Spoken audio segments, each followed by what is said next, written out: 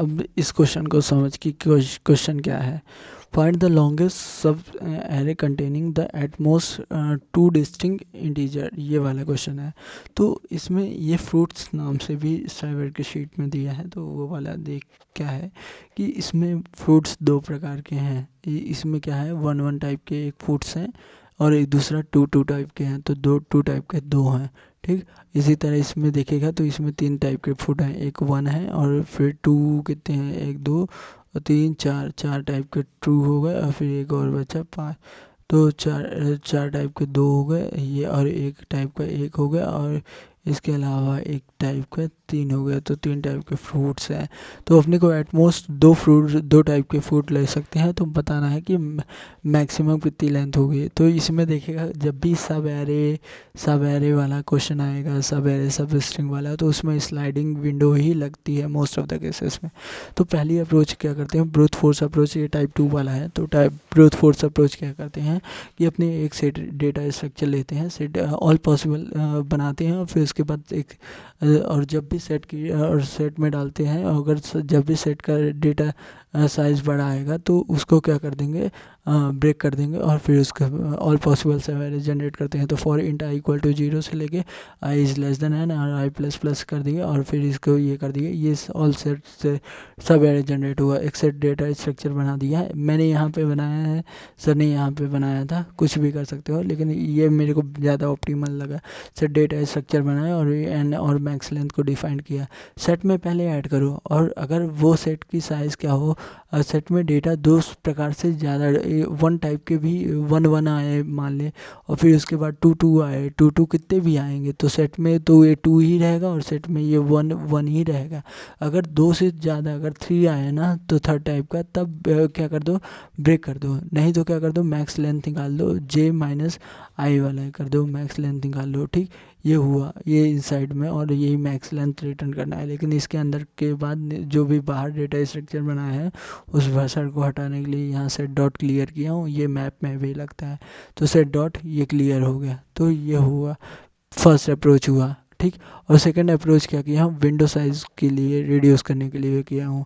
Window size कैसे reduce करने के लिए किया हूँ, तो ये देख समझ कि ये वाले एग्जांपल से समझते हैं। 3 1 और 2 2 2 जो भी है कितने हैं, 1 2 3 4। तो क्या किया हूँ, डेटा स्ट्रक्चर लिया हूँ, क्या 3 आया, तो 3 को एक बार आया है, तो ये एक मैप लिया हूँ, मैप में क्या करूँगा, ये टाइप स्टोर करूँगा, इंटीजर टाइप का है, और ये उसकी फ्रीक्वेंसी 3 1 बार आया। फिर उसके बाद यहाँ लेफ्ट और राइट रहा, अब ये राइट यहाँ चला गया, राइट वहाँ चला गया, तो ये 1 भी 1 बार आया।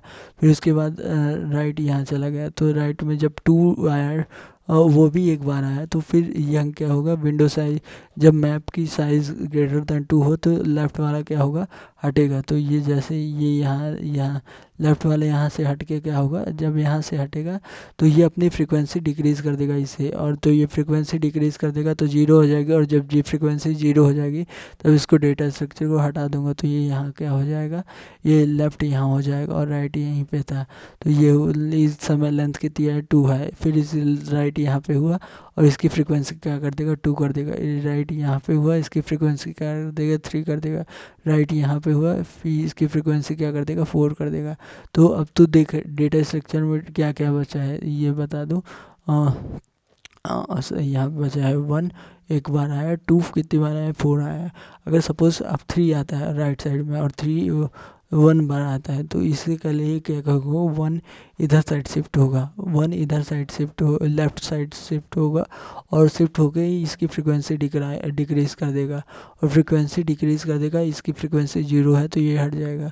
तो अब ये वैलिड बन जाएगा। तो लेफ्ट और ये है, राइट ये है, तो इसकी लेंथ निकाल लेंगे, और जो मैक्सिमम लेंथ होगी उसको अपडेट कर देंगे बाय स्टोरिंग द फ्रीक्वेंसी।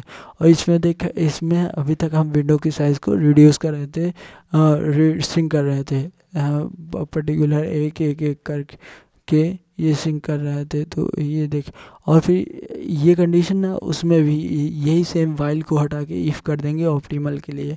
ठीक, और इसमें दिक्कत नहीं करेगा, वो कंडीशन वाइल सिंक में हो जाएगा। तो बेटर अप्रोच है, देख बेटर अप्रोच क्या है कि देख तो टोटल नंबर ऑफ द ये टोटल एलिमेंट निकालते हैं इंटायर दिए। मैप डेटा स्ट्रक्चर लिया, मैप डेटा स्ट्रक्चर तो लेफ्ट को डिफाइन किया, राइट को किया और मैक्स लेंथ को और एन को लिया।